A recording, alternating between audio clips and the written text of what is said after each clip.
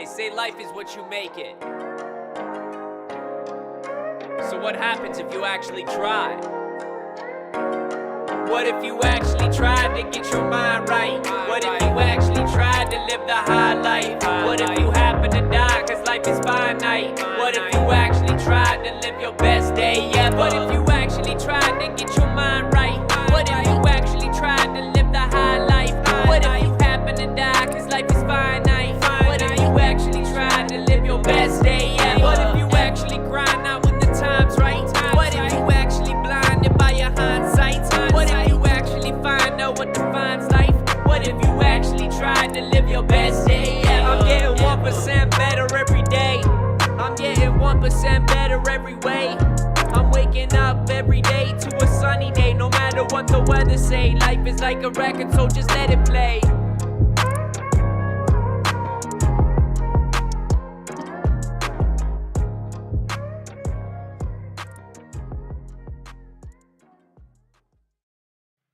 Hello, everyone, and welcome back to Best Day Ever, episode number 13. As always, we're going to start off the first hour of the show just covering the last 24-hour news cycle. I've also got a couple previous story follow-ups I want to build upon. So we saw some comments coming out of Moderna CEO that's interesting, particularly when we juxtapose that against what Western University recently announced with its vaccine mandates. We're also going to be covering how Jim Watson, the mayor of Ottawa, claims he never actually asked for the Emergencies Act. So we're going to do a full recap around the Emergencies Act inquiry for day number 4. Then we're also going to be hitting upon Canada's inflation rate. It decreased to 6.9%, but food prices continue to climb. I've also got a handful of WTF stories I want to share with you guys. Hopefully you can currently see this video on all social media platforms. For some reason, it seems like Facebook was giving me trouble today, but I think we should be live everywhere else. So if you guys are currently watching this, let me know, because I would love to know that this magically worked, because I don't understand why sometimes Rumble works and why sometimes it doesn't, and no idea why Facebook's not showing this today. But anyways, we should be live on YouTube, on Twitter, and on Rumble, and normally on Facebook as well. And smash the like button, do all that good stuff. But just leave me a comment if you can hear and see me, because this is a one-man operation this week because Adam Martin is out hunting moose in Northern Ontario. But let's jump into things. I've got a lot of stories I want to cover. We're first going to hit upon some of these story updates. So here's the screen share for everyone. This is from Yahoo Finance. Moderna CEO, not everyone will need an annual COVID booster. Now, this is really interesting, particularly at this moment in time where we've got Justin Trudeau threatening essentially additional mandates. We were recently just being scolded by Dr. Moore here in Ontario about how we're not seeing enough uptake of booster shots. And then finally, we also saw the University of Western Ontario, or I guess it's Western University now, implementing vaccine mandates on its students, though they did add an extension. So, yeah, this is really interesting to see how literally the pharmaceutical companies, who arguably have the greatest incentive to want to push vaccines to the fullest extent, seem to actually be like less aggressive in their language and stance than our government and our health officials. Interesting, don't you think? That what the hell's going on here? But anyways, the COVID-19 booster market is starting to look more like an annual flu season than it did in the first 2 years of the pandemic. Now, obviously, if you would have said this over the last 2 years, you were a crazy conspiracy theorist that deserved a tinfoil hat. Now, this is just kind of the way things are. That's according to Moderna CEO Stefan Bancel, who joined Yahoo Finance's 2022 All Market Summit to discuss the COVID vaccine outlook. Bancel noted that not everyone is likely to need an annual booster. I think it's going to be like the flu. If you're a 25-year-old, do you need an annual booster every year if you're healthy? You might want to, but I think it's going to be similar to flu, where it's going to be people at high risk, people above 50 years of age, people with comorbidities, Bancel said. This seems like a giant pivot from where our government's current stance is and certain institutions like Western universities is. And I imagine they'll eventually catch up to the speed of science 6 months or a year from now. But it is very frustrating that we've got all this disparate data. And we're going to be covering a different article later on in the show, highlighting how Dr. Tam here, one of the top health officials in Canada, has regularly been wrong. And, the constant excuses like, well, this is a dynamic situation. We're reacting to the facts on the ground. But understand that for the last 2 years, those of us that have questioned the mainstream narrative have been demonized. And it's frustrating to see the slow drip of information slowly come out. So, in regards to the COVID boosters, this isn't the 8 billion global population potential market of the pandemic, but it is still 1.5 billion people that fall into those categories. So, we're already hearing that boosters probably aren't necessary for people outside of above 50 years of age, people with pre existing conditions and comorbidities, and other concerns like that. And that to me is just fascinating to see this narrative evolve in real time. So again, reminder, if you guys want to check out this article, if you want to check out any of the links that we're going to share in today's show, jump over to our Telegram chat. I share all the show notes before we actually go live. Love it when you guys leave a comment in the Telegram chat as well, just sharing your thoughts, your opinions, or let us know maybe some stories that we missed covering that you really think need to see the light of day. Now, let's jump over and start talking about the Emergencies Act Day 4. This is from True North.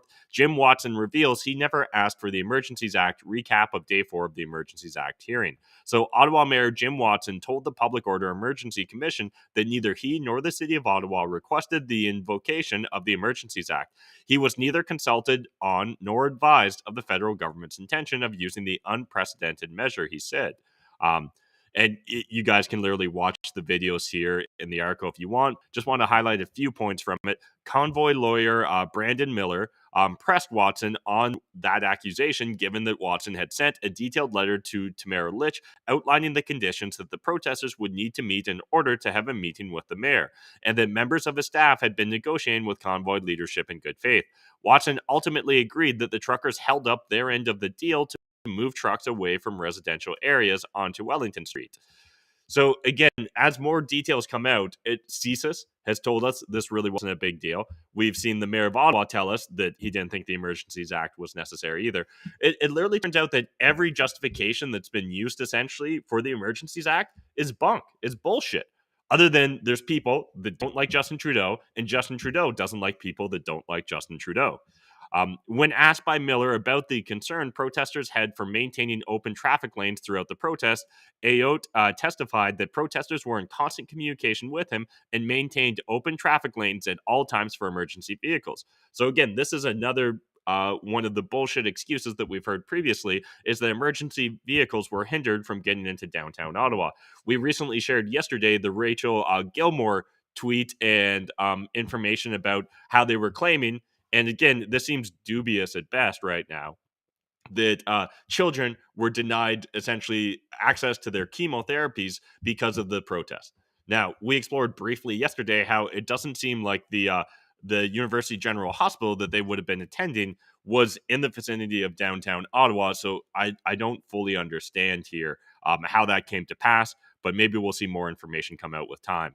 Watson also told Trudeau that he felt he was dealing with the Republican Party down south. Now, the reason I want to highlight this is I literally believe that so many of our politicians, of our mainstream media, and just the general federal government bureaucracy literally believes that anything they do is good and right, and they've only got the noblest intentions. And I think by inference, then, they naturally jump to the conclusion that anyone that disagrees with them is the opposite of what they believe themselves to be. So if they believe themselves to be the good guys, then you must be the bad guys. If they believe themselves to be social democrats, you must be the Republican Party down south, right? You're MAGA, you're Trumpist, you're this, that, and the other, regardless of what your actual positions may be. There's no room for nuanced conversation these days when it comes to Canadian political discourse. It's either you're with Justin Trudeau or you're against him. If you're against him, you're naturally the bad guy. And it's so frustrating to see mainstream media toe this line on what appears to be an indefinite timeline at this point in time. For the last 2 years, we've seen them worshiping at the altar of Justin Trudeau, his Liberal government, and their policies. And sadly, I don't think we're going to see significant change in the near future in regards to that. Now, another story update I just want to share with you guys. This is in regards to cost of living, which we regularly touch upon on this show. Canada's inflation rate decelerates to 6.9%, but food prices continue to climb. The rate peaked at a 40-year high of 8.1% in June. This is in regards to Statistics Canada and their report on the CPI, the Consumer Price Index. Food purchased at stores increased at a pace of 11.4%. That's the fastest pace of increase in grocery bills since August 1981. So we're hitting 40-year records right now in regards to the cost of food, and we're still seeing, what are unprecedented in recent memory, at least, inflation numbers playing out here in Canada. And obviously, all this comes into play, and all this is of consideration for us here in Canada because this will likely impact how we see the Bank of Canada, our central bankers here in Canada, react to inflation, right? So we've already discussed previously this week how RBC economists are saying they expect at least another 75 basis point hike. That would bring us up to 4%, if I remember correctly. We're also seeing projections that likely the US is more likely to go to 4.5 or 4.75. And as I discussed previously, if we see the US go as high as that, it's hard for me to believe that Canada won't want to march lock and step with them in regards to where interest rates land, simply because that would create an even greater disparity between the US and Canadian dollar. And I'm not sure if you've checked the foreign exchange markets recently, but the Canadian dollar really isn't worth that much already. Next, transitioning on to the post-millennial, I wanted to highlight this as one of our WTF stories because this one seems like a doozy, in my opinion. Breaking: Floyd family to sue Kanye West for $250 million, cease and desist letter sent. So this relates to a interview that Kanye West gave where he was talking about George Floyd and said or claimed that he had died of a fentanyl overdose versus police mistreatment. Now, personally, when you look at the facts here, I think it's all a lot more nuanced than what either side of the debate is likely to present to you. Now, what Jack Posobiec here, that the Post Millennial article highlights, is that there was fentanyl and norfentanyl in George Floyd's system when they tested at 9 p.m. that evening. Now, the levels were, I didn't mean to click that, but the levels were 11 ng per ml for fentanyl and 5.6 ng ml for the norfentanyl. Now, I just did a quick research. I'm not a pharmacologist. I'm not an expert on any of this. But what is interesting, this is from emcdda.europa.eu. Pharmacology: the estimated lethal dose of fentanyl in humans is 2 milligrams. The recommended serum concentration for analgesia is 1 to 2 ngml, and for anesthesia is 10 to 20 ngml. Blood concentrations of approximately 7 ngml or greater have been associated with fatalities where polysubstance use was involved. So again, it's not impossible that someone with the levels of fentanyl that George Floyd appeared to have in his system could die from it. Now, to the best of my knowledge, the coroner reports that came out didn't identify that as the cause. But again, I think this is very nuanced. Now, one of the things around this $250 million lawsuit I've heard, based on my understanding, is you can't defame the dead. So this is really going to be about the family. And I think particularly the way this is being framed by the family is that the daughter is having to relive the trauma of her father's death. You know, I think that people like Kanye or Alex Jones, or just humans in general, should be given a pretty wide berth when it comes to talking about complex issues and subject matters. I don't think that this is deserving of a $250 million lawsuit. I don't think that Kanye's intentions here were particularly malicious. I think that he was just having a conversation and trying to highlight how a lot of the mainstream narrative we're presented with shouldn't be taken at pure face value. And again, that's the same with something that Kanye West is, or Alex Jones, or Fox News, or whoever you turn to when you're looking to understand what's going on in the world, or whether you're watching this show, right? Again, don't take anything at pure face value. Always, you can trust if you want, but verify. The key part there of the trust and verify statement is the verification. So encourage you guys, check these things out. Links in the Telegram chat if you're so inclined to go down that rabbit hole. But let's jump over now to city news and Ontario man applying for medically assisted death as alternative to being homeless. Now, when I originally read this headline, I was like, God damn, that sounds extreme, right? Literally someone applying for assisted suicide through the MAID program here in Canada because they're about to become homeless.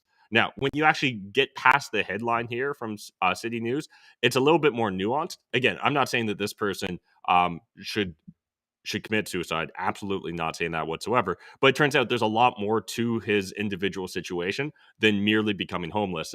If based upon my reading of it, my understanding, it feels like this is maybe the straw that broke the camel's back. As in, there's a lot of different things going on in this individual's life, and if they're to have to face homelessness, they'd prefer to commit suicide. So, a 54-year-old St. Catharines man is in the process of applying for medical assistance and dying made, not because he wants to die, but because social supports are failing him, and he fears he may have no other choice. He describes his quality of life as awful, non-existent, and terrible. I do nothing other than manage pain. So he's got chronic pain that he's been dealing with. He struggles with sleeping. He talks about, he regularly cries like a 5-year-old because of the level of pains he experiences. And now he's being faced potentially with having to move out of his home. He lives in the home with 2 other individuals, and that home is up for sale. And so they're concerned that if this house sells, that he'll become homeless. He won't be able to find an alternative accommodation, and because of that, his quality of life will deteriorate to the point where he doesn't want to go on living. Now, this is a complex and very nuanced conversation in general. But I think it's important to highlight this because there's going to be more and more of this come out over the coming years. Canada, in my humble opinion, we've highlighted some of the statistics previously, but one of the leading causes of deaths, depending upon how you categorize deaths, could actually be associated with medical assisted dying here in Canada. That to me is like more than interesting. It's concerning if nothing else. And a letter, so in regards to how other entities reacted to Canada's MAID program back when it was launched a couple of years ago, and a letter sent directly to the government of Canada ahead of the change in MAID legislation, the UN said it was concerned with the expanded access, specifically citing concerns with a circumstance like the one Far Sound faces.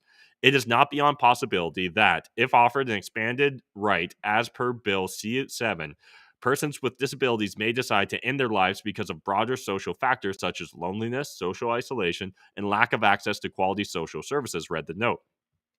Now, it's going to be rare that I'm just going to blanketly agree with the UN, but this is a reasonable concern that they put forward.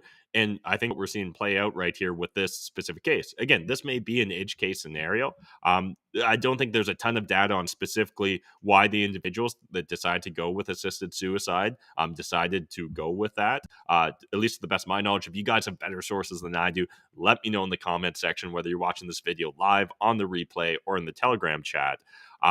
But what I do want to just explore in general around all this is more than just like medical assisted suicide in Canada. This is in regards to how our entire economy and society is set up. Now, a lot of well-intentioned individuals that maybe are more feeling oriented rather than fact oriented will simply say like, well, we should give him more money, or housing should be cheaper, or he shouldn't be someone shouldn't be allowed to sell the house and kick him out. And while I think there's good intentions behind those sentiments, there's a lot of unintended consequences around them as well. Now, they do in this article get into his personal spending and what his personal finances look like. And while it's not like fantastic, it actually isn't quite as terrible, I guess, as I personally thought it would be. Life on ODSP is often a life below the poverty line. Farsound receives a little over $1,200 a month on ODSP, and after $690 a month for rent and paying his bills, he has about $7 per day for food. A lot of beans, he said, is what he eats most of the time. Now, $7 per day for food, not a princely sum. I spend more than $7 a day on food normally. Although there's lots of days where I come under. Now, again, I do buy a lot of my food in bulk. So like when I'm buying an entire cow, I'm pretty sure that a pound of meat actually works out to under 7 pounds, even after the butcher fee. I'd have to go and look at my receipts, but I'm pretty sure that that's how it plays out. So with $7 per day for food, again, certainly if you're turning to fast food, if you're turning to convenience foods, pre-made meals, things of that nature, $7 isn't going to go very far. However, I do think that you could live off of $7 per day of food. I also believe that you could find a room to rent for $690 a month. So part of me wonders if at least a part of this problem isn't just that Far Sound here, or Far Sud, feels overwhelmed. And maybe he doesn't want to or isn't able to find alternative accommodations. But I do think that he would find something out there. Now, would it be comparable to its existing ones? I'm not positive. he could look potentially to move towards a lower cost of living area. St. Catharines isn't uber expensive in the big scheme of things, but there's certainly other areas in Ontario where you could find a lower cost of living, particularly in regards to the cost of accommodations or rent. There in regards to the MAID program, just one fact I want to share with you guys: there is a 90-day waiting period after applying for MAID. So, due to the requirements, Farsood believes he could be eligible as soon as November. So this is interesting. I don't think this is the last time you're going to hear about a story like this. However, just straight up, I don't think the government's going to solve these problems. And this honestly just feels like a new problem created by government based upon maybe what were well-intentioned uh, uh, programs or policies around Bill C-7. Now, switching gears, I wanted to give you guys a daily recommendation, and this will tie into the second half of the show later on when we're going to do a deep dive into I'm trying to blank here, into The Road to Serfdom from F.A. Hayek, one of my favorite libertarian-oriented books. I think it's very concise, very poignant, and very important that people consume that sort of content. However, the idea of, a youth, a child reading Hayek or Mises or, the handful, or like Lou Rockwell or Ron Paul or anything like that, I think there is a certain friction or barrier to entry in that regards. However, I did want to highlight there's a fantastic series of books called The Tuttle Twins that's written that really explores a lot of libertarian principles. I've bought a handful for my nieces and nephew. One of the ones I recently just got for them, I was just flipping through myself because I was curious to really see what it was about, was exploring the anatomy of the state. The fantastic book or novella put together by Murray Rothbard. It's actually a pretty concise read, and you can actually find the full anatomy of the state for free on the Mises.org website if you want to read the PDF. But just want to highlight the Tuttle Twins, because I think there's a lot of parents that have great intentions that want to help educate their children and yet struggle to really understand what resources are available to them. So I just wanted to highlight the fact that, hey, Tuttle Twins exists. It seems really well put together. It's also not only is it great information that's provided in those books, but it's also like positioned or framed to encourage like workshops and small group communities where parents can get together and share these sort of lessons with their children. So highly recommend it if you're a parent that's struggling to figure out how to teach libertarian principles to your children, and you just don't want to arbitrarily tax them like the state taxes you. Check out the Tuttle Twins. I see Graham jumped in here with a comment. Seems to me that once you open the door of euthanasia, you end up down the path of always looking for the reasons to justify ending life instead of finding any means necessary to save life. Yeah, I'm not going to disagree with that statement. I think that when we look at, assisted dying, assisted suicide, when we're looking at euthanasia, it's hard to not start bumping up against eugenics to a certain extent, right? Where it's the disabled, it's those that with a perceived lower quality of life that are likely to find themselves more prone to using that outlet. So again, I think it's very complicated. I think it's very nuanced. I do personally think that an individual, at the end of the day, owns their person. They should have the right to decide what they do with that person. If they decide that they want to die, it's hard for me to find a justification for why the state should intervene and stop them. But should the state be actively supporting them? Well, that's a whole nother conversation. All right, enough of those conversations. So let's transition into the main stories of the day. The first one I wanted to highlight here from the Mises Institute. Again, you guys know I'm a big fanboy of theirs and encourage you to go Mises.org. Why we need true history and good historians. And 100% agree with this. A lot of us are familiar with the old adage or saying that history is written by the victors. I think Winston Churchill said something to the effect of, I believe history will treat me well because I intend to write it. And yeah, it's actually true. And particularly when you're looking at ancient history, I don't know how many of you have like gone down rabbit holes or enjoyed learning about history. I'd like to say I'm a big history buff, but there's also so much information out there that it's difficult to know when you've more than just scratched the surface in regards to your understanding of history. But when you look at ancient history, there's only like a handful of sources that we really use when you're looking at like ancient Rome, ancient Greece, and things of that nature. It's like Herodotus, right? I'm probably mispronouncing his name, but he regularly is known to exaggerate to a certain extent, right? Like when you hear about like Persian armies numbering in the hundreds of thousands, it's very difficult to take that at face value, because we didn't really see the likes of that until we experienced the nation state at the turn of the 20th century. Um, but anyways, I really wanted to highlight a few of these points here. In his novel 1984, George Orwell noted the role of regime in controlling information about the past. After being re-educated by the ruling party, the protagonist Winston Smith dutifully recited the party's wisdom regarding the fact that who controls the past controls the future, who controls the present controls the past.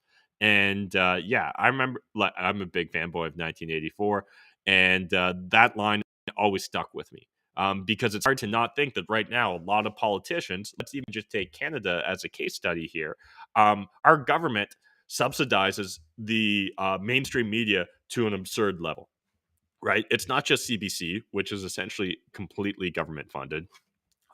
It's also all the other mainstream media news outlets, whether we're talking newspaper, uh, television stations or radio stations, and understand that, like, we're familiar with the idea that they receive direct government handouts and subsidies, but also understand oftentimes the government is one of the larger advertisers or one of the larger buyers of advertisements in the country as well. So you end up with a lot of this incestuous relationships between the government and media. And when I'm thinking about who controls the present, well, it really feels like the government here in Canada controls the media. We're also seeing additional bills like Bill C-26, which we're going to explore later on in today's show, that are really trying to dictate what sort of media and telecommunications stuff can be out there, and to what level the government can um, restrict access to this information. And again, even things like that sound innocuous, like heritage bills, right? Or things that promote Canadian content, understand that there are direct and indirect consequences around that as well.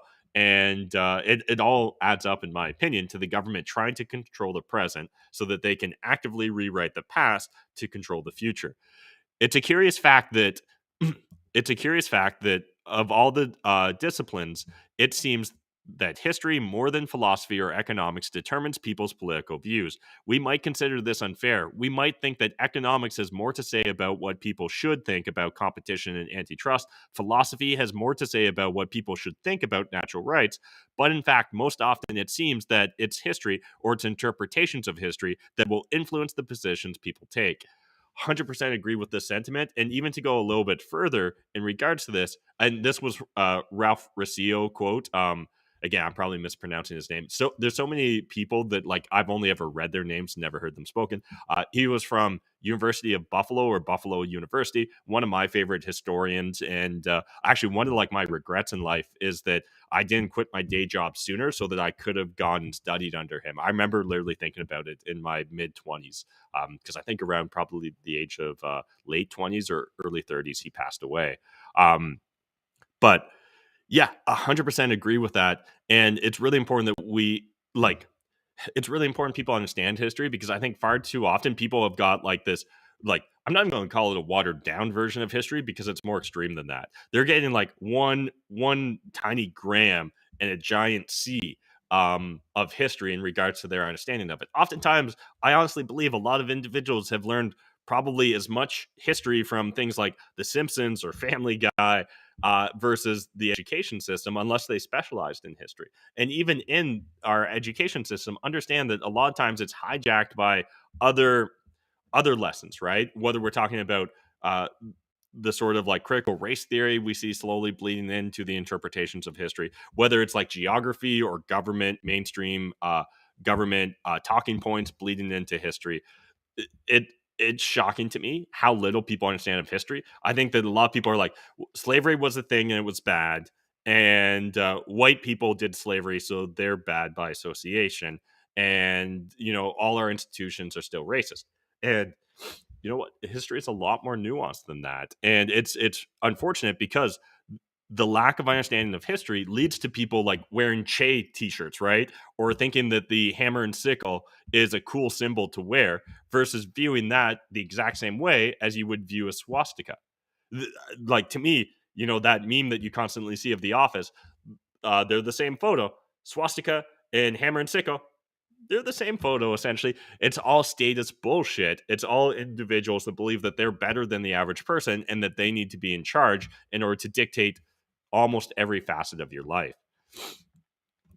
Continuing on, but for most people, it seems, as Ratio notes, historical narratives have had an outsized role in influencing and setting ideological views. So again, this article really worth sinking your teeth into if you're curious, and it's all based upon a panel discussion. So again, links in the video description down below, or in the Telegram chat, I should say, not the video description. So join the Telegram if you want to spend some time and sink your teeth into it. But I really thought that this was worth mentioning because those of us that don't study history are doomed to repeat it. And as we explored, 2 weeks ago, or last week, I guess it was, with the Fourth Turning episode, history does move in what appears to be cycles, right? It may not exactly repeat itself. It may rhyme. It may be very similar. And it's hard to not think that we're going through a very similar pattern as what was experienced in the 1930s and 1940s. It feels like we're kind of on the precipice these days. Now, jumping over to the Western Standard, Trudeau threatens a return to restrictions if vaccine uptake doesn't increase. Now, again, just to juxtapose this to the first story that we covered at the start of the day around the Moderna CEO saying like, hey, outside of those at risk, it's essentially the flu shot. And pre-COVID-19, how did the government treat the flu shot? Completely voluntarily. It was just like, hey, we recommend you do it. It'll probably be less of a strain on our healthcare system if particularly those of you at risk get the flu shot. You'll probably have a milder experience of the flu if you end up being exposed to it and you've got the flu shot. But here we are. And again, Trudeau threatens to return to restrictions if vaccine uptake doesn't increase. And it's even more now than just COVID-19. So Prime Minister Justin Trudeau on Monday threatened to re-implement public health measures this winter if enough Canadians don't get COVID-19 and flu vaccines. Direct quote, if we're able to get a high enough level of vaccination, it would reduce the danger of needing to take other health measures to make sure we're all safe and not overloading our hospitals, Trudeau said at a press conference. One of the things to remember as flu season approaches is people got to get vaccinated, whether it's getting the flu vaccine or getting up to date on your COVID, Trudeau told reporters. So here we are again in this wishy-washy fog of war where government policy doesn't clearly have any clear goal lines for us, right? So what's a high enough level of vaccination? Can you at least give us an exact number we can shoot for here, Justin Trudeau? At least so that we can understand if meeting your requirements or the whims of your preferences when it comes to vaccine uptake. And they're not going to set it because it truly feels like they don't give a shit, right? Like these are just talking points. At some point in time, the state decided that vaccines were the best things ever, and that's the new orthodoxy. And just like in 1984, you cannot question the prevailing orthodoxy, or else you're a thought criminal, you're a misogynist, you're a racist. You hold unacceptable views, according to our dear leader. So yeah, it seems like this narrative is continuing just to build and build up. Now, let's kind of look a little retrospectively here and think about maybe some of the past things that health officials have told us here in Canada. And let's look particularly at the start of the pandemic. So again, this is from the Western Standard. Conservatives criticize Tam for false COVID-19 statements. So Canadians do not trust Dr. Tam or Dr. Theresa Tam's public health agency and will not blindly follow its advice, MPs on the Commons Health Committee yesterday told the chief public health officer. Conservatives read into record the string of incorrect statements made by Tam during the initial stage of the pandemic. And so what's really frustrating for me is the fact that they'll say that we need humility when we look back on these previous statements of theirs, but they have complete hubris with everything that they currently state. So hindsight is 2020, said Tam. Information and the evolution of the understanding of the virus was changing all the time. Conservative MP Matt Generow, Edmonton, Riverbend, Alberta, read into the record a selection of misstatements by Dr. Tam from the earliest days of the pandemic. We'd love to hear your insights based on those quotes, Sid Journo, Tam had said. So these are direct quotes Tam had said. Canadians should not be concerned that they can pick up the virus from an infected individual by any casual contact, such as walking through the airport, January 27th, 2020. Now, these days, up until extremely recently, you had to be vaccinated to be at the airport. You had to have a mask, right? You need to jump through all the hoops. You need to use the ArriveCan app if you're traveling internationally. Next quote: sealing off the borders is not an effective approach to containing the virus, March 4th, 2020. Now, again, most of us that didn't get vaccinated were essentially led to believe that we weren't allowed to leave our country, that we would be demonized if we tried to re-enter our country and we were unvaccinated. But back in March of 2020, there wasn't a thing. In fact, if you guys remember, Donald Trump was considered racist because he thought that shutting down borders with China and Asia in general would help slow the spread. There is no need to use a mask for well people, March 28th was her quote.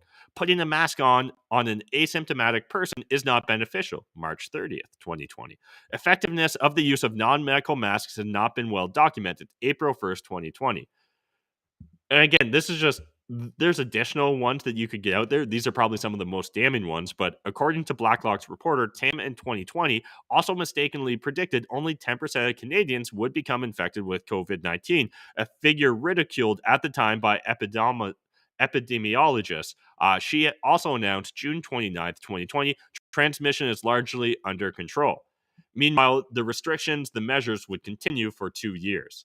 And we continue to be threatened by our government, by our health officials, that if we don't comply to their vaccine dictates, that we may have to be punished again for our own good. Society's just wild sometimes. Like, I honestly it's fucking wild, the world we live in. They would say, and this is a quote from one of the individuals from the Conservative Party, they would say, never. We're never doing this again. We don't trust you. We don't listen to you, said Hoback. And we'd see then the massive deaths that would result from that because we don't have the credibility of the trust of Canadians. Yeah, I don't understand how individuals still completely blindly trust their health officials and blindly trust the government. Now, again, you may have some trust in some institutions, some individual officials, some individual experts, but to have blind trust in just the entire category of the science, as we've been so often told about, it's just, we are not built the same if you still just blindly trust the institutions, I guess is my point here. Now, jumping over to Spencer Fernando, liberal cybersecurity bill is being compared to the legislation in authoritarian states.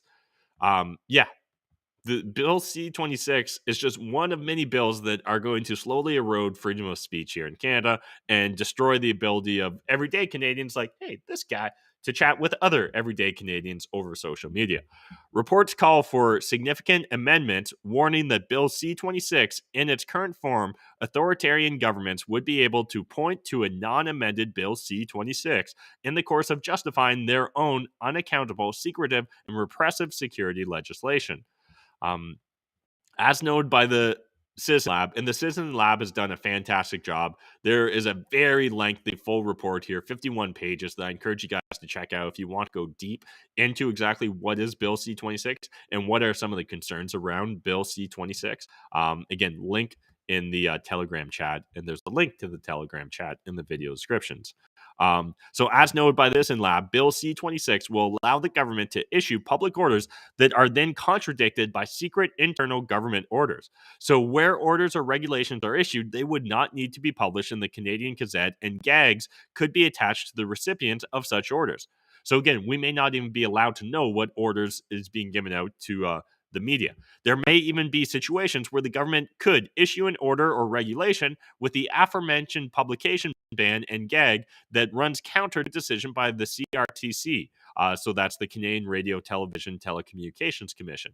And that overrides aspects of that decision. And in any case where a telecommunications provider seeks judicial review, it might never see the evidence used to justify an order or regulation.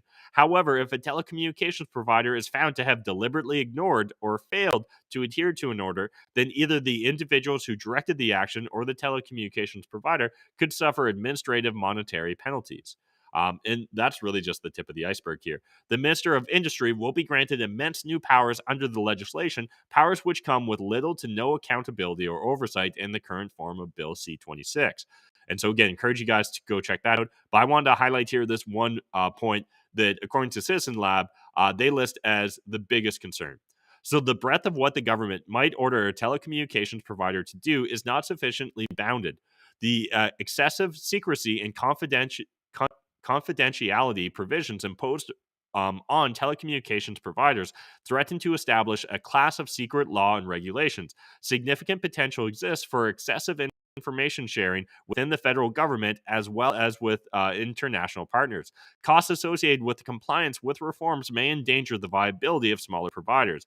Vague drafting language means that the full contours of the legislation cannot be assessed. No recognition of privacy or other charter protected rights exist as a counterbalance to proposed security requirements, nor are appropriate accountability or transparency requirements imposed on the government. So again, this is something we've seen time and time again, particularly with the Liberal government, but I'm sure it goes into every previous administration we've had here in Canada as well. But with Justin Trudeau and his Liberals, is wanting these very broad bills to be passed. And then they're allowed to essentially interpret them however they see fit. While they didn't pass the Emergencies Act, we saw how broad their interpretation of what justifies the Emergencies Act was this winter, this spring, right here in Canada, in regards to bank accounts being frozen, the demonization of political dissidents, and just a complete refusal by our government, by our prime minister, to even consider sitting down and having an open discussion with his citizens. It shouldn't blow my mind, but it still blows my mind. The authoritarian drift. At a time when the Canadian government is saying all the right things internationally about supporting democracy and opposing authoritarian states, their actions at home fail to match up. While Canada is certainly freer than countries like Russia or China, that's not the standard we should hold ourselves up against. And this is a big one, right? We're like, people that regularly use, or at least the people I see on Twitter, that use like the hashtag freedommer, right? Or freedom convoy rather than freedom. So they're using the word dumb to replace the dumb and freedom. Is they'll be like, well, why don't you move to Russia or China if they're better? It's like, no one said that they're better. What we're saying is our government should be better. And there's a big distinction there. And it's so sad that our level of public discourse these days doesn't even allow for a nuanced exploration of that. We should be constantly striving and demanding more from our government, not more government social support, not more free lunches, not more, taxes, but we should be demanding more freedom. We should be consistently holding them to a higher and higher level, right? We should be demanding more from them. We should not be allowing them to slowly erode all our rights and freedoms through bureaucracy, through very broad interpretations of existing policy. I don't know how we're going to get out of this, I guess. That's one of my biggest concerns in regards to everything around the stories that we're sharing here with you guys today, is that we need more honest politicians. And I know that's an oxymoron. I don't even know if they really exist outside of Ron Paul when it comes to honest politicians. But we should strive for more. We should try and hold them to a higher standard. And it's really sad to me that we see mainstream media by default assume the government's right. The mainstream media by default assumes the institutions are correct. The mainstream media by default assumes the giant pharmaceutical companies have our best interests at heart, rather than asking critical questions, rather than striving and driving the public discourse, right? They should be champions of free speech and inquiry. Shining the light on a truth only helps highlight it, whereas shining the light on a lie only helps expose it. And yet right now, it seems like mainstream media has no interest other than to be a puppet, just to be a part of the propaganda wing of our government. So again, encourage you guys, check out the cybersecurity full article, the full report here if you want to jump into it. Next, let's jump over to CBC News, and we're going to talk about the Freeland trade statements, assuming that CBC wants to load for me here. Come on, CBC. Well, if you guys haven't, they're essentially referring this as the Freeland Doctrine. And, that in of itself sounds very interesting. This appears to be primarily a reaction to Russia, although it's given a broader context to all authoritarian, all authoritarian governments. And essentially, the general argument is we should be trading with more like-minded governments and trying to reduce our trading Come on now. Let's get this going. Try this one more time. I do have another story that we can jump to, but this one should load. Okay, the Freeland Doctrine could set the world on a path to a new trade Cold War. So, supporters of a trade bloc of democracies must prepare for an unwelcome reaction. And again, this is from the CBC. I'm actually surprised that they did such a thorough discussion of this subject matter because, I haven't seen it given a lot of attention. After the Canadian Deputy Prime Minister's declaration in Washington, D.C. last week that the end of history itself has now officially come to an end, Chrystia Freeland is bringing her message home to Canadians. But as Freeland announced that we must abandon the optimism and post-communist countries would gradually turn into healthy democracies and good global citizens, some critics were warning that she was helping to widen a new great divide in trade and politics that may not be as favorable to Canada as the original Cold War. In a speech to the Brookings Institution on October 11th, that is still making waves around the world. Called variously, though not by her, a manifesto or the Freeland Doctrine, the Deputy PM and Finance Minister laid out groundwork for new global trade regime. Now, on surface level, I get the intentions and the point that I believe she was trying to make here. I in fact even believe that I likely agree with a lot of it, right? But what I'm going to likely be frustrated by is how the government would actually apply this. So I think that right now they really just have their sights on Russia, right? Because Russia, big bad guy. But they're not concerned about things like Saudi Arabia, which we regularly trade with here in Canada, right? You can even just look to my hometown of London, Ontario, and General Dynamics, and all the different equipment and machinery that we make for the Saudis. Meanwhile, they're fighting that proxy war, or maybe it's a genocide, depending upon how you want to frame it, in Yemen. China, right? We do a lot of trading with China. Canada seems to constantly be bending over backwards in order to appease the Chinese, the CCP government. And yet, I would argue they fit right in this categorization of authoritarian governments as well. So if this was truly and broadly applied, a lot of the principles here I think have merit and are worth exploring. However, putting ourselves into a new trade Cold War has significant consequences as well, right? I forget who said it, but there's that classic quote of when goods don't cross borders, armies do.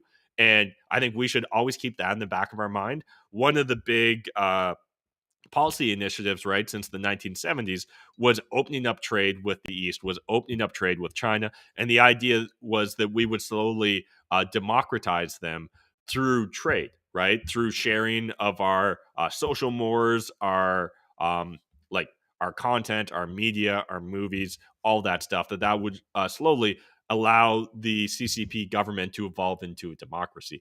Now, it hasn't really played out that way. They've just got a new form of statism and crony capitalism that they enact in China. However, it's hard to know what things would look like had we just continued a cold trade war with China and with a lot of the former USSR republics as well. So, this is a complex, nuanced issue. I just want to highlight aspects of it here and explore it with you guys because I just don't think enough people are. So, building upon what Chrystia Freeland's manifesto here said, parts of the idea, including the friendshoring proposed by U.S. Treasury Secretary Janet Yellen as a solution to supply chain problems, are not entirely new. But in an impassioned and rational presentation to a collection of global policy wonks, Freeland sketched a blueprint for how Canada and its allies must respond to the world's latest crop of autocrats. I think my biggest question here is, why is it just to the latest crop of autocrats? Why isn't it to all autocrats, right? It certainly, on the surface, I can understand why government officials should and would want to implement policies where, we create free trade agreements with fellow democracies, with countries that seem to uphold at least a minimum certain standard of human rights to their citizenry. And we should try and create incentives for governments that that aren't democratic or aren't republic oriented, that don't extend a certain basic minimum level of human rights to their citizenry. Why we should try and create trade incentives for them to slowly come in alignment with us. Now, what I'm concerned about is a very heavy-handed implementation of this only against Russia, right? Only to try and destroy Russia. No, if we're going to go down this path, and I'm not saying we should, but if we're going to, we should be applying this equally to all autocrats, not just new autocrats, not just the autocrats that really piss off certain members of our government, but to all of them. Big distinction there. Further on, political grandstanding aside, the three pillars of Freeland's manifesto, trading with our friends, being inclusive of like-minded governments, and breaking with the autocrats, really does represent a new paradigm after decades of globalization. Now, on the surface, this actually sounds pretty good. But even when I look at how the government that Chrystia Freeland's a part of, the Liberal government, has been very slow to promote certain things that would allow Canada to help out, say, our European allies in regards to opening up trade, reducing restrictions. That's not the case, right? Like, we can even just look at some of the recent controversies around pipelines and the fact that the government isn't prioritizing or trying to implement that. The energy crisis that we're regularly talking about on this show that's going to play out this winter in Europe, this isn't going to be a one-off winter occurrence, right? Germany overnight can't just build, tons of nuclear power plants. They can't just immediately launch tons of new green energy initiatives. This is going to be a serial problem for at least a couple of years. Now, this may be the most extreme version of it that we experienced this year, but yet Canada already, our existing policies aren't in alignment with this. And so again, that's what makes me really concerned that there's going to be very selective implementation of these things, as there appears to be with all government policies, right?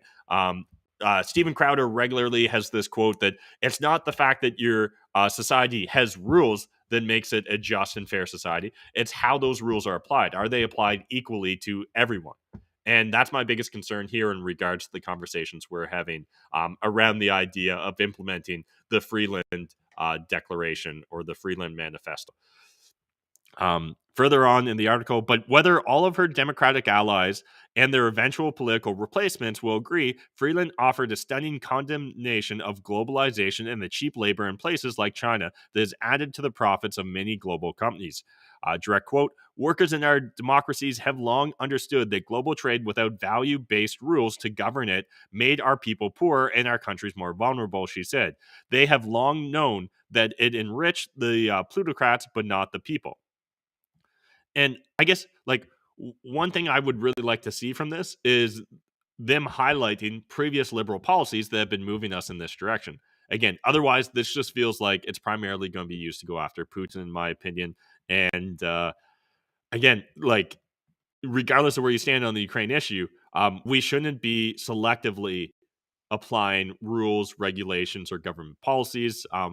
We should believe in them enough that we will broadly apply those policies. So yeah, we'll see how that plays out. I see Graham jumped in the comments again with another comment here. China doesn't appear to be any more free than they did when we agreed to trade with them, whereas Canada has become decidedly less free. Did the central planners pull a bait and switch on us? Yeah, and like, yes and no, right? Because there appears to, at least from an outsider looking in regards to China, there does appear to be like some slight property rights. Again, it all really is at the discretion of the government. So it could be that sort of thing where it's like, well, just because they haven't revoked it today doesn't mean they won't do it tomorrow. So you are constantly, running scared if you're in China in regards to your relationship with the CCP if you find yourself on the wrong side of them. I do think that it isn't a one-way street the way it was often proposed to us back in the 1970s with a lot of these economic initiatives and policies. And we should be acutely aware of those things, right? So again, if we actually went down this path that Freeland's proposing here, there would be dramatic impacts if we were to actually implement it broadly. If we were to go against Saudi Arabia, if we were to go against China, if we were to go against Russia, like, I'm not saying it would be an economic apocalypse, but it might not be that far from it either. So, because, like, again, our corporations, our economy is addicted to cheap labor in foreign markets, and it would take a long time for us to find a new equilibrium, a new paradigm. And yeah, we'll see how that plays out. And again, I could understand how individuals could argue this is perfectly setting up a great reset with the World Economic Forum. We'll leave that sort of a conspiracy theory for another day, but I quickly want to squeeze in one more article with you guys. This is a bonus story, story number 5 from the Brownstone Institute, which is, I believe, primarily led by Jeffrey Tucker. He was one of my favorite writers and thought leaders in regards to the Mises Institute. So how the Israeli Ministry of Health became an agent for Pfizer. And honestly, it's worth reading cover to cover, but I'm just going to highlight a few key points here for you guys. In addition, um, the then Prime Minister Benjamin Netanyahu faced the threat of the disbanding of his government and the replacement of his leadership in elections. All this was overshadowed by indictments pending against him. Netanyahu, I know how it sounds, but for whatever reason, my mouth can't make that sound. Decided to bet on Pfizer's vaccine as the strategy that could potentially allow him to solve the COVID problem, with the added benefit of substantial political gain. In this way, in exchange for the privilege to be the first country in the world to roll out the vaccine among its population, Israel entered the two agreements with Pfizer, a production and supply agreement that was not made public at all, the Real World Epidemiological Evidence Collaboration Agreement, which is discussed in this article. In other words, the agreement defines that Pfizer's role not only amounts to providing vaccines and setting research goals, but also provision of experts in data analysis and data analytics computer programs. As such, Israel's Ministry of Health gave up its scientific independence not only in determining the research goals, but also in performing the research. In other words, Pfizer has the power under the agreement to omit any reference to its contribution to the research, so its involvement in setting research goals, methods, or even in writing the research results is not mentioned at all. That should be really concerning. Redacted sections. It should be noted that entire sections in the publicly available version agreement are redacted, as are whole sentences or key numbers from other sections. Section 6, which deals with indemnifications and limitations of damages and liability, is redacted in its entirety. Again, this isn't purely unique to Israel, but I think that Israel is the most extreme version of this, and that's why I want to highlight this. The one who markets and distributes the drugs is, of course, the drug company and not the state. This is not the case under the agreement with Pfizer, in which the Ministry of Health takes on some of the roles of the supervised and, in fact, puts itself in a conflict of interest with its own role as the supervisor. It follows from the agreement that the Ministry of Health turns into 1, the vaccine distributor and marketer for the population, 2, a research and data collection contractor on outcomes aimed at evaluating the efficacy of vaccines alone and not their safety. 3, the publisher of scientific articles effectively requiring Pfizer's approval under the academic guise of its own health authorities, such as the major health funds of the Ministry of Health itself. So what exactly do we have here? The research collaboration agreement between the Ministry of Health and Pfizer reflects a preconceived notion according to which the vaccine is safe to use, and all that remains to be researched are various indicators that are supposed to demonstrate its efficacy. So again, really worth reading cover to cover here, but just want to highlight some of the key points because I think with time, a lot of this is going to be forgotten, and we're likely to repeat a lot of the mistakes that we previously made in the past pandemic. So that's it for the last 24-hour news articles that I want to share with you guys. I hope you enjoy this. I hope you like what we're doing with Best Day Ever. Again, I think it's important to stay informed in regards to what's going on in the world. I think it's also important that we try and have the best day ever, find the bright side of things. And, the good news is that our government didn't sign quite as atrocious of an agreement with Pfizer as the Israeli government did. So, hey, there's something. But in the second half of the show, we're going to be jumping into one of my favorite discussions in books. I had my entire business team read this a couple years ago, which was The Road to Serfdom. And it's a fantastic exploration of how we find ourselves slowly becoming enslaved by the state. And that honestly is the meta, in my opinion. That's just the grand narrative about power, statism, all those things, is that inevitably it erodes our freedoms, it inevitably erodes our liberties, and we find ourselves enslaved to it. And so we need to understand the road to serfdom if we're ever going to be able to stop or at least reduce or retard the progress of the status. So I'm really excited to get into that conversation with you guys. We're going to quickly jump to our intermission. I'll see you guys back here in 2.5 minutes. They say life is what you make it. So what happens if you actually try? What if you actually tried to get your mind right? What if you actually tried to live the high life? What if you happen to die cause life is finite? What if you actually tried to live your best day ever? What if you actually tried to get your mind right? What if you actually tried to live the high life? What if you happen to die cause life is finite? What if you actually tried to live your best day ever? What if you actually grind out when the time's right? What if you actually blinded by your hindsight? What if you actually find out what defines life? What if you actually tried to live your best day ever? I'm getting 1% better every day. I'm getting 1% better every way. I'm waking up every day to a sunny day. No matter what the weather say, life is like a record, so just let it play. Educate, motivate, entertain and demonstrate. Health, wealth, relationships and legacy we elevate. Every day is what you make it, so don't take it and waste it. Never too late to save it. Remember, roses grow from pavement. Let me break this down in layman's. Just wanna live outrageous, build my way to greatness. Gotta speak my truth and face it. Hear the basis lies, gotta challenge it and break it. Take a shot of truth, chase it with some motivation. The best day ever, the best day ever. We gon' squad up, have the best day together. Best day ever, best day ever. We gon' squad up, go hard in any weather. What if you actually tried to get your mind right? What if you actually tried to live the high life? What if you happen to die cause life is finite? What if you actually tried to live your best day ever? What if you actually tried to get your mind right? What if you actually tried to live the high life? What if you happen to die cause life is finite? What if you actually tried to live your best day ever? What if you actually grind out when the time's right? What if you actually blinded by your hindsight? What if you actually find out what defines life? What if you actually tried to live your best day ever? I'm getting 1% better every day. I'm getting 1% better every way.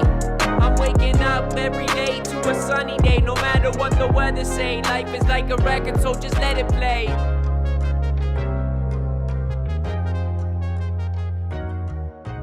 Best Day Ever Media. Song by Dan the Lost Boy. All right, we're back. We're in the second half of the show. Reminder, every Wednesday, we're doing a deep dive into politics, conspiracy theories. We're also calling this segment Cheaper Than Therapy. It's really just things that myself and Adam want to explore with other individuals. We hope you guys get value from it. Mondays are all about business, entrepreneurship, personal finance. Tuesdays about personal development, as well as health. Then Wednesdays, I just explained. Thursdays is hobbies, random interests, special interests, things of that nature. And then Fridays, a community hangout. But let's jump into today's discussion around the road to serfdom. If you guys haven't checked out this book, really encourage you to do so. Like a lot of libertarian political manifestos or discussions, it's actually quite brief. So there's really no excuse, in my opinion, for you not to jump in and read it. And reminder, what I'm sharing here on screen, this is from our Substack. You can subscribe completely for free. You can comment, you can like, you can read everything for free. We would just love to get your input, your feedback. You can see I've already liked this, but it would be a lot cooler if someone else liked this Best Day Ever Substack post as well. So, The Road to Serfdom originally was written by F.A. Hayek, and just wanted to highlight a quote here, and then we'll jump into the preface of the book. And then I actually want to go through it's kind of a cartoon representation of The Road to Serfdom that was actually produced, if I remember correctly, by like GM and given out, distributed to its employees. Really interesting story. We'll maybe get deeper into that in a second.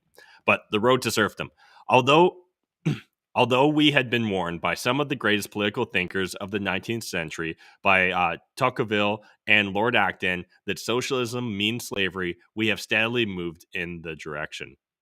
The following was written for the definitive edition of The Road to Serfdom. This spellbinding book is a classic in the history of liberal ideas. It has singularly responsible for launching an important debate on the relationship between political and economic freedom.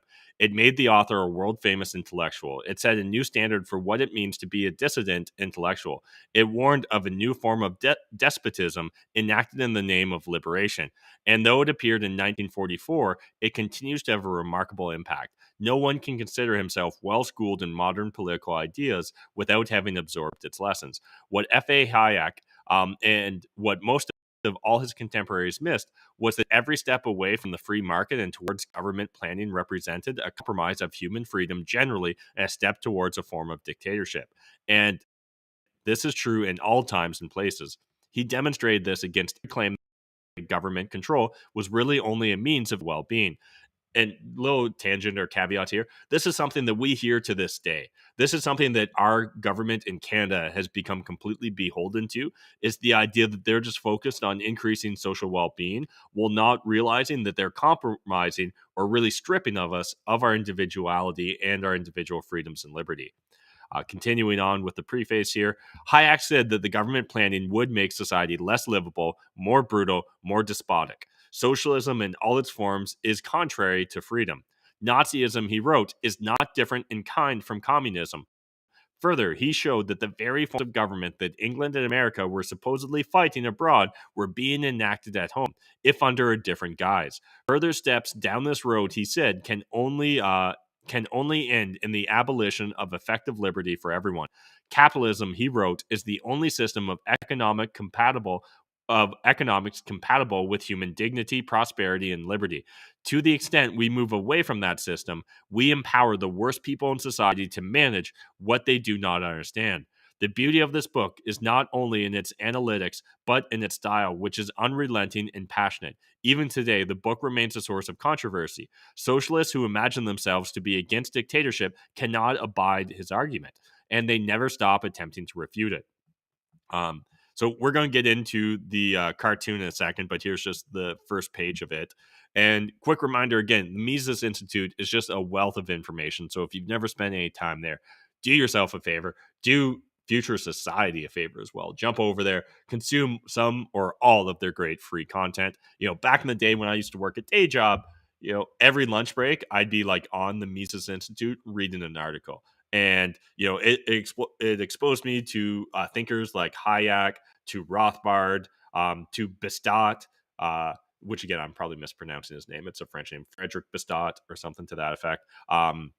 To Lou Rockwell, to Jeffrey Tucker, to Ralph Rossio. So many of the thought leaders that I hold in high regard, Ron Paul, all came through my exposure to Mises Institute articles and some of the free publications they put together.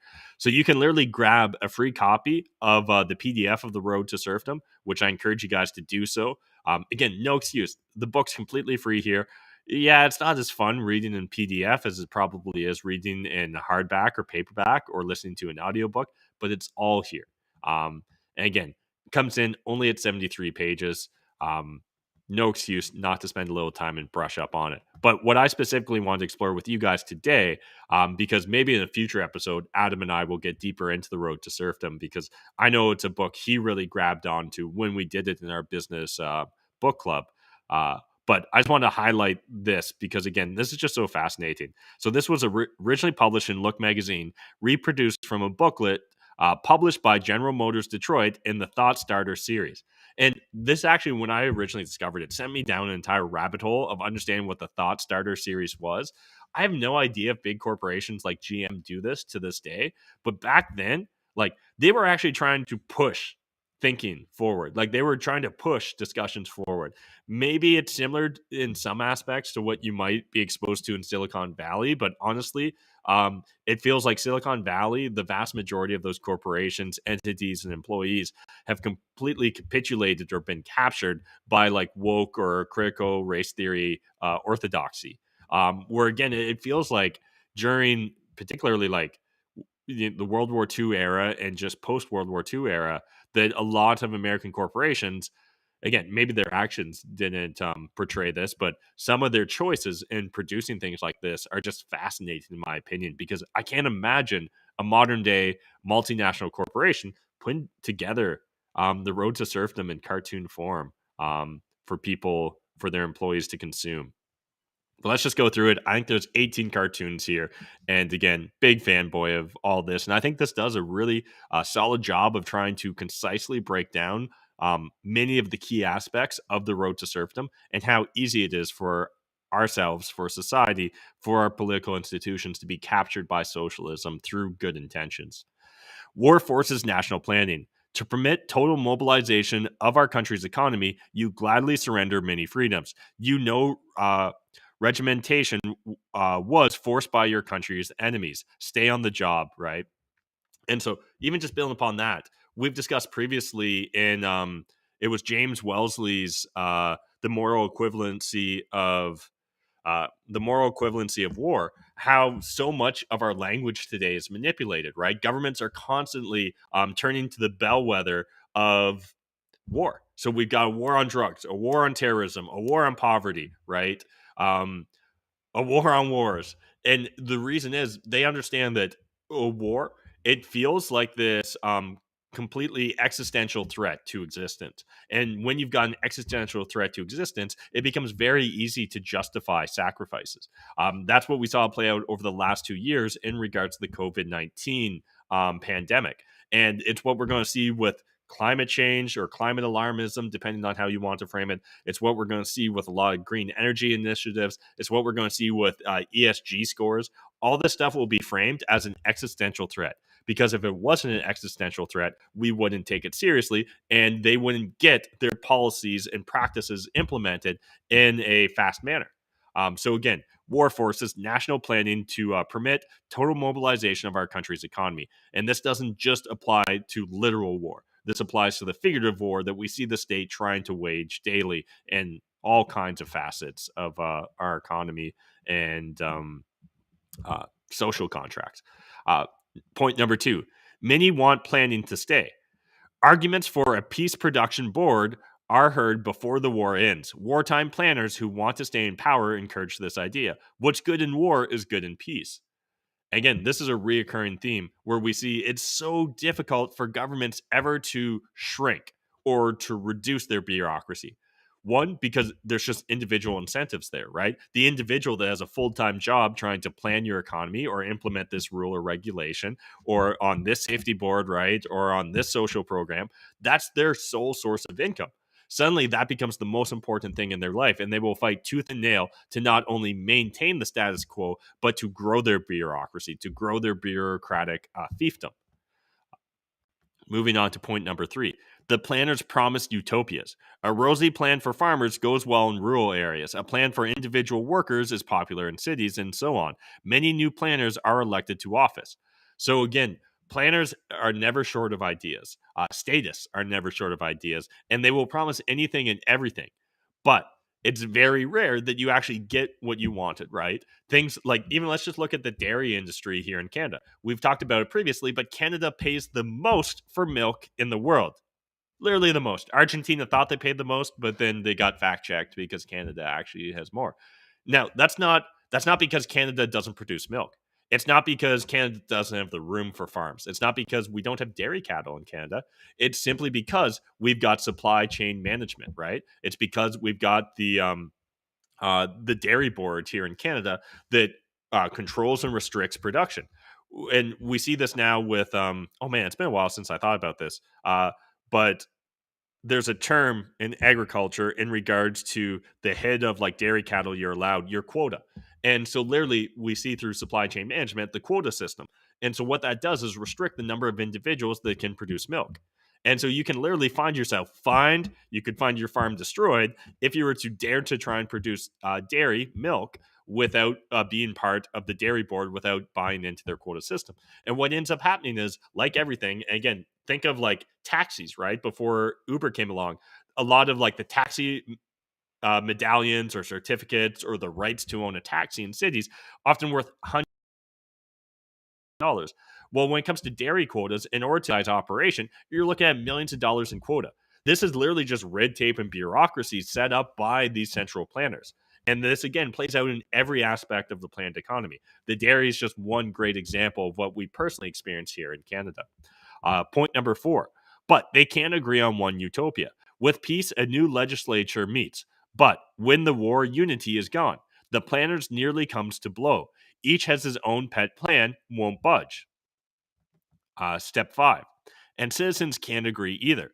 When the planners finally patch up a temporary plan months later, citizens in turn disagree. What the farmer likes, the factory worker doesn't like. Again, think of that, the analogy or example of the dairy industry here in Canada. Great for dairy farmers, for existing dairy farmers, but just about terrible for everyone else. Terrible for the consumer because we pay the most for milk. Terrible for the aspiring dairy farmer because they have to essentially sell themselves into debt in order to acquire the quota, right? Because the inflation of this planned economy or the supply chain management.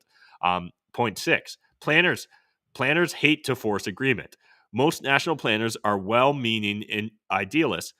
Balk at any use of force. They hope for some miracle of public agreement as to their patchwork plan. Point number seven: they try to sell the plan to all. In an unsuccessful effort to educate people to uniform views, planners establish a giant propaganda machine, which coming dictator will find handy.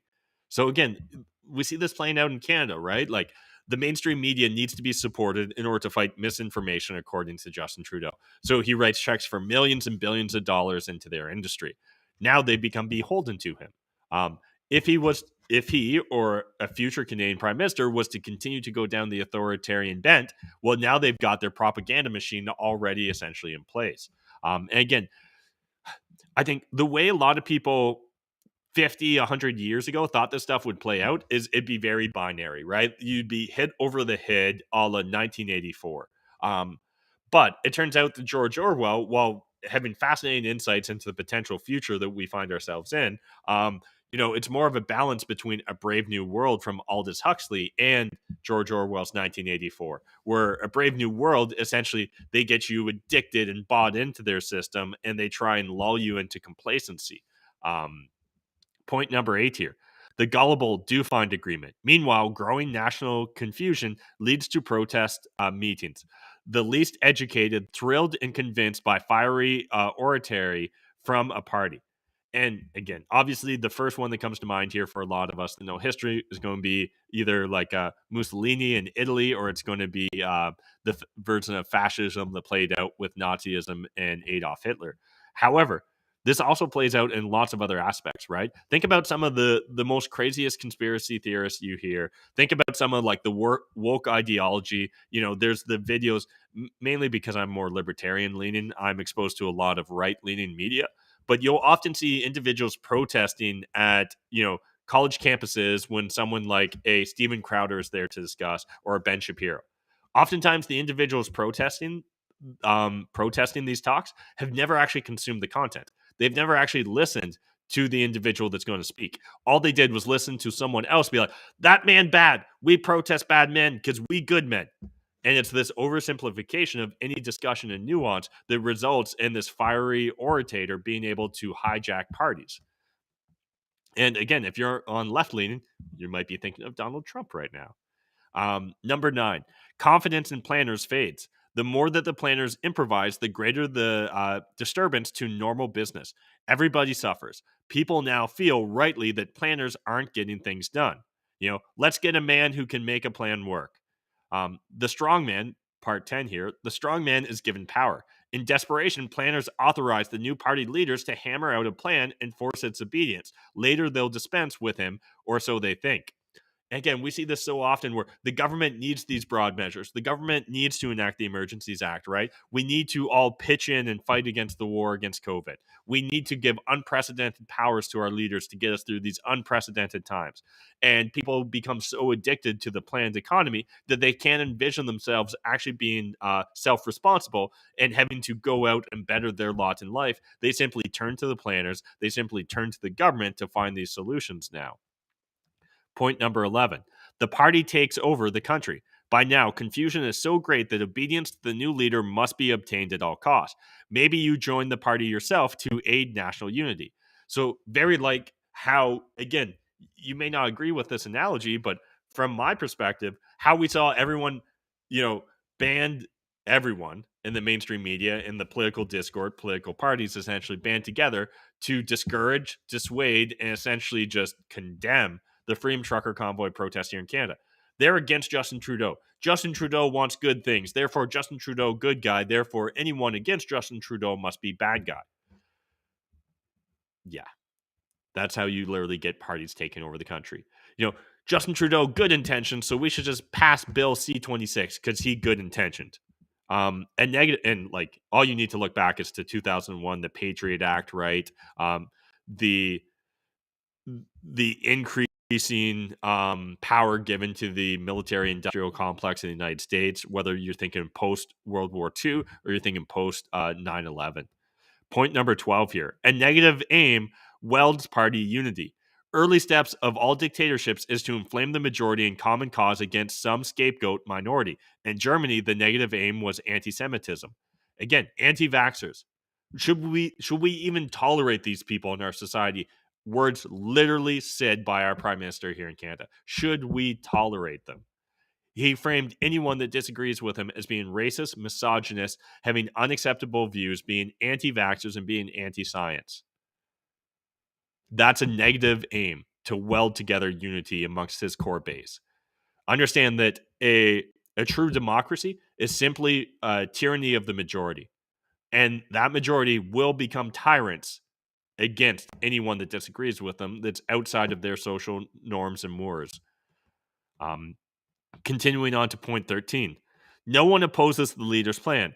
It would be suicide. New secret police are ruthless. Ability to enforce obedience always becomes the number one virtue in the planned state. Now all freedom is gone. Point number 14. Your profession is planned. The wider job choice promised by now defunct planners turns out to be a tragic farce. Planners never have delivered, never will be able to.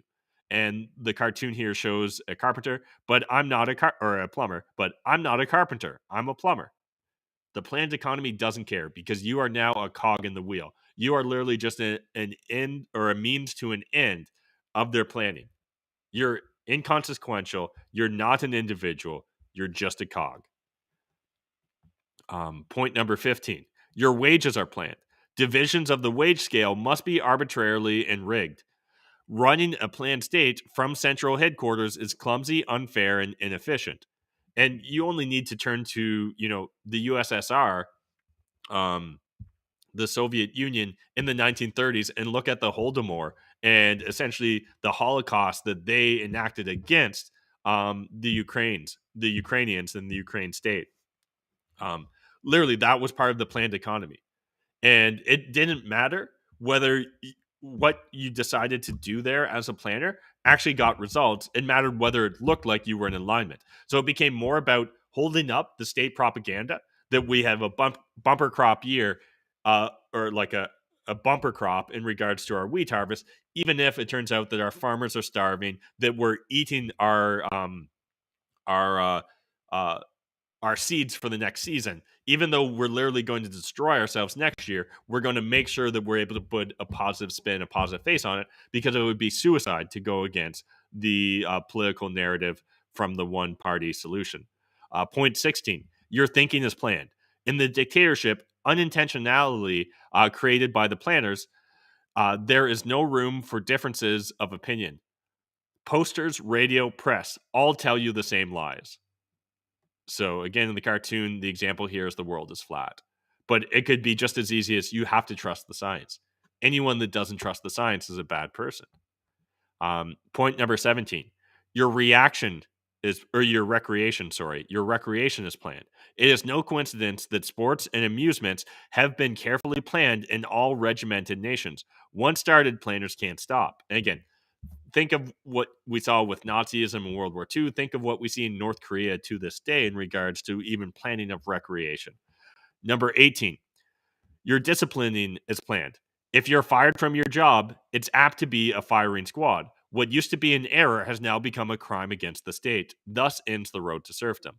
And there's no better example than Soviet Russia, right? Or the Soviet Union throughout the even before the World War II era, during the World War II era, and post World War II era, that literally speaking out against the state was tantamount to essentially just becoming an unperson, someone just deleted from history, someone just removed from public discourse.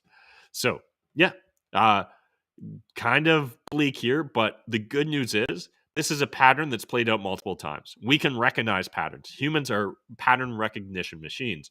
And if we're willing to speak out, if we're willing to call out these patterns as we recognize them playing out in our modern society, hopefully we can change course. Hopefully we can stop the planners before they gain too much power. Hopefully we can improve society and focus on individualism and freedom, understanding that that's the only path forward.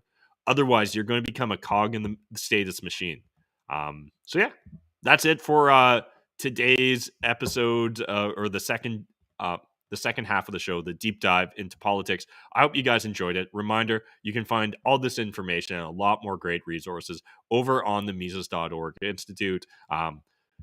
I'll keep plugging this until the day I die, as far as I'm concerned, assuming they continue to hold such high standards and produce such great content. So really encourage you guys to go over there, support them. There's also some great books they've got for sale if you want hardback copies. One of my actual favorite books that I own, that I truly hold as a treasure, is Murray Rothbard's 4-part series, Conceived in Liberty, which is all about the pre-revolution and revolution era of American history, and it's just absolutely amazing, wildly detailed. It literally is thicker than a Bible. I honestly don't remember how many pages it is, but they do some great stuff at the Mises Institute, and I love being able to spend my money there because I know I'm supporting a good cause with them.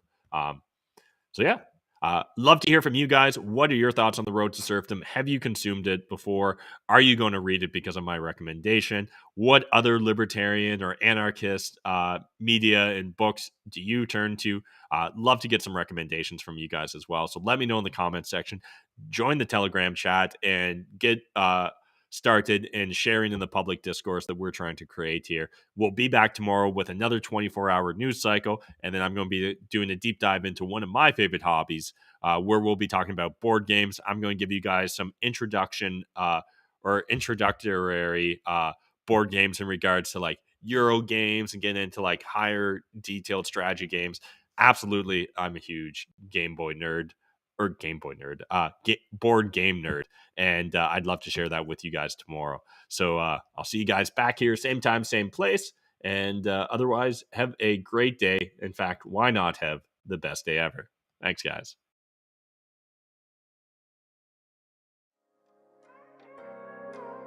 They say life is what you make it. So what happens if you actually try? What if you actually tried to get your mind right? What if you actually tried to live the high life? What if you happen to die cause life is finite? What if you actually tried to live your best day ever? What if you